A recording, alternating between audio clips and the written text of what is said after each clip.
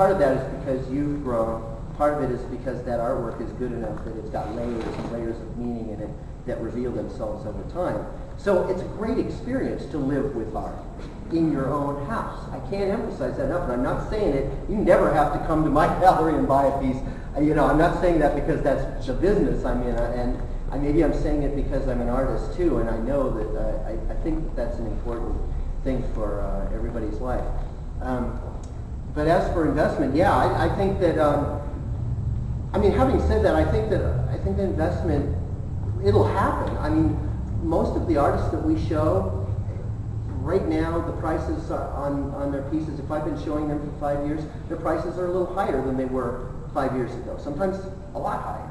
So I do think that it's true that it happens, that you can buy a piece and then it's going to be on the, you know, on the market, the secondary market, it potentially could increase in value. But, you know, I just don't, I think that you're going to love that piece so much, ideally, you're not going to want to sell it anyway. If you've got some kind of blue chip, you know, painting by Picasso or something and you want to cash it in someday, fine. But we're talking about buying, I really encourage people to buy artists, work by artists that are emerging artists.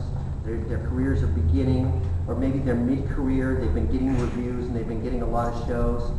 And that's really, I think, probably the most succinct answer to your question. A good gallery is going to have the biographic information right there. So now we're not talking in theoretical terms. Now, from a concrete point of view, you can just walk in there and look at the work, but then they should have biographical information, and you can see how many shows they've done, when they started painting. You can see press clippings, maybe they've been reviewed.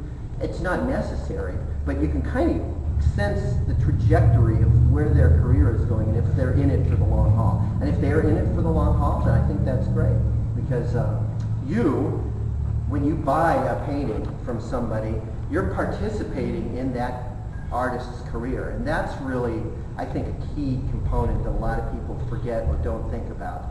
That you're not just getting something for yourself, but you're feeding cash, basically, back into that artist's career and into the gallery that cared enough to have faith in that artist when the other galleries didn't. So there's a lot going on when you buy artwork from a gallery. You're at that point, I think you're connecting with something that the dealer is doing. You might find that if you like one artist that a gallery is showing, you might find that you like 5 or 6 or 7 artists in there, because maybe your tastes are kind of connecting up, your sensibilities are running alongside the sensibilities of that dealer, and so that's going to make sense. And so you're going to feel comfortable, you know, spending your money there because you think the way this gallery thinks. You're responding to the same work that they respond to. And I think that it's really important to remember that you are participating in an artist's creative, you know, activities by buying that work. So you're not just getting something for yourself, but you're helping that artist continue. Galleries as being so cold or whatever.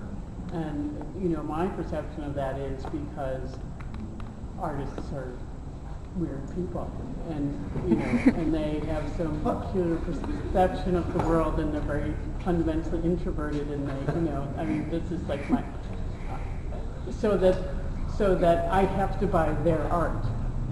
Well, that's my point. Artists don't need to hang out in the galleries. Well, I know they don't, but and then they complain because people don't buy their art, and you know that's sort of a thing in itself. But in terms of even a marketing kind of thing, in my mind, as you know, a conceptual component of a gallery or gallery owners, to me, would be this mechanism for artists to provide a service for people, because you know, I happen to be Alice's sister-in-law, and so I have some of her artwork.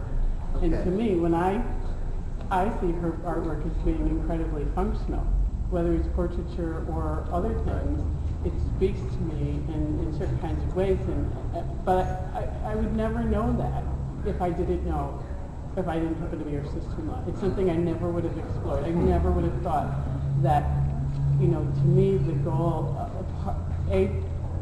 of her artwork is to see things around me in a way that I can't perceive them, and turn it into something tangible that I then use in my own sort of spiritual, funky, weird way. And it seems to me like, if nothing else, a huge market for people who have this kind of vision to use it with another person rather than producing artwork for show or for somebody. They have to come to it and see and decide whether or not they want. I mean, I understand what you're saying, but my point today is not talking about challenging artists to get more into the world. I mean, there's certainly a conversation to be had about what you're talking about, challenging artists to get more into the world and interacting with their market. But I'm really talking about, I'm challenging all of us, and including myself in that challenge, to actually make that step, because I think really artists are doing a lot by just making the work, and then you know, getting it out there.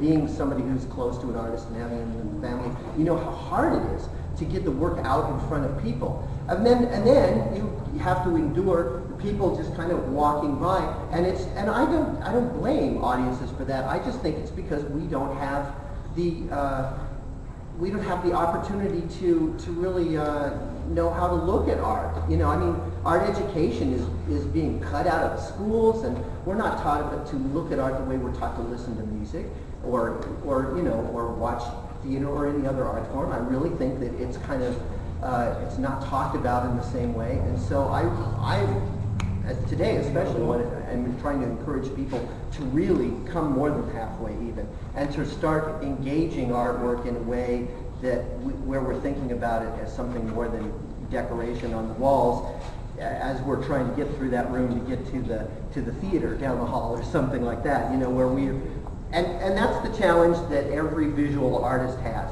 because a lot of the other art forms are time-based, and they engage you from an audible way and through movement, and then here are these mute things hanging on walls or sitting on the floor or on a pedestal, or you know, they're quiet, they're whispering to us, and a lot of times, since we're getting bombarded by commercial imagery all the time, we're not used to having to actually take a step towards the artwork. And so I guess what I'm saying is that it's good to kind of challenge yourself to do that, to actually come up to some of these paintings here and take a second look at them, and read the explanatory text and start to feel and find yourself.